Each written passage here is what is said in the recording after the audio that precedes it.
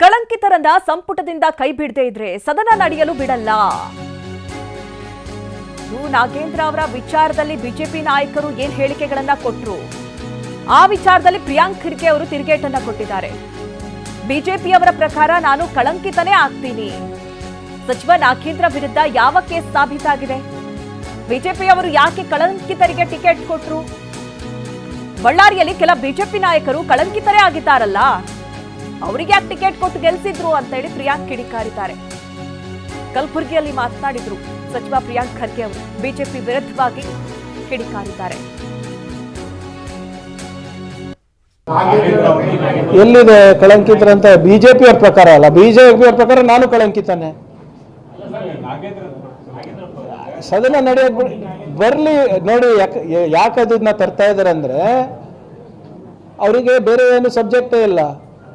ಯಾಕಂದ್ರೆ ಇದು ನೀವು ಏನು ನಾನು ಹೇಳ್ದಂಗೆ ರಸ್ತೆಗಳಲ್ಲೆಲ್ಲ ಹೋಗ್ಬಿಟ್ಟು ಬಾಯ್ ಬಿಡ್ಕೊಂತ ಇದಾರಲ್ಲ, ಬರ ಘೋಷಣೆ ಮಾಡಿ ಅದು NDRF ನಾಮ್ಸ್ ಪ್ರಕಾರ ಆಗ್ಬೇಕು. ಅದು ಕೇಂದ್ರ ಸರ್ಕಾರದ್ದು ಇದು ಪರಿಹಾರ ಕೊಡಬೇಕಾಗಿದ್ದು ಕೇಂದ್ರ ಸರ್ಕಾರ. ನಾವೆಲ್ಲಿ ಅವ್ರಿಗೆ ಪ್ರಶ್ನೆ ಕೇಳ್ತೀವಿ, ಉತ್ತರ ಕೊಡೋಕ್ಕಾಗಲ್ಲ ಅಂದ್ಬಿಟ್ಟು ಅವರು ಇದನ್ನ ಹಿಡ್ಕೊಂಡಿದ್ದಾರೆ. ಯಾವ ಕೋರ್ಟಲ್ಲಿ ಅವರು ಕಳಂಕಿತರಂತ ತೀರ್ಮಾನ ಆಗಿದೆ?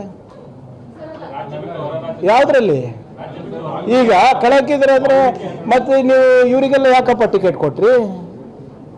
ಬಳ್ಳಾರಿಯಲ್ಲಿ ಇದ್ದಂಥವ್ರಿಗೆಲ್ಲರಿಗೂ ಜನಾರ್ದನ್ ರೆಡ್ಡಿ ಅವ್ರದ್ದು ಪ್ರೂವ್ ಆಗಿದೆ ಅಲ್ಲ, ನಿಮ್ಮ ಶ್ರೀರಾಮುಲು ಅವ್ರದ್ದು ಪ್ರೂವ್ ಆಗಿತ್ತಲ್ಲ. ಮತ್ತೆ ಈಗ ಯಾರ್ಯಾರು ಪಾಕ್ಸ್ಕೋನಲ್ಲಿದ್ದಾರೆ ಗೊತ್ತಲ್ಲ, ಯಾರ್ಯಾರು ಅಕ್ಯೂಸ್ಡ್ ಇದ್ದಾರೆ ನಿಮ್ಮ ಸ್ಟ್ಯಾಚ್ಯೂ ಇದರಲ್ಲಿ, ನಿಮ್ಮ ಕರಾವಳಿ ಪ್ರದೇಶದಲ್ಲಿ. ಆದರೆ ಅವರೆಲ್ಲ ಕಳಂಕಿತರ ಅಲ್ವಾ? ತಗೊಳ್ಳಿ ಇವ್ರೆ. ಇಲ್ಲ, ಏನು ಕಳಂಕಿತರಂತ ಒಪ್ಪಿಲ್ಲ CM ಅವರು, ಹಿಂದಿನ CM ಅವರು. ಸರ್ಕಾರಕ್ಕೆ ಮುಜುಗರ ಆಗಬಾರ್ದು ಅಂದ್ಬಿಟ್ಟು ನಾಗೇಂದ್ರ ಅವರು ರಾಜೀನಾಮೆ ಕೊಟ್ಟಿದ್ದವಾಗ. ಈಗ ವಾಟ್ ಎವರ್ ಇಟ್ ಈಸ್ ಇಲ್ಲಿ ನಮ್ಮ CID ಅವ್ರು ಕೊಟ್ಟಿದ್ದಾರಲ್ಲ,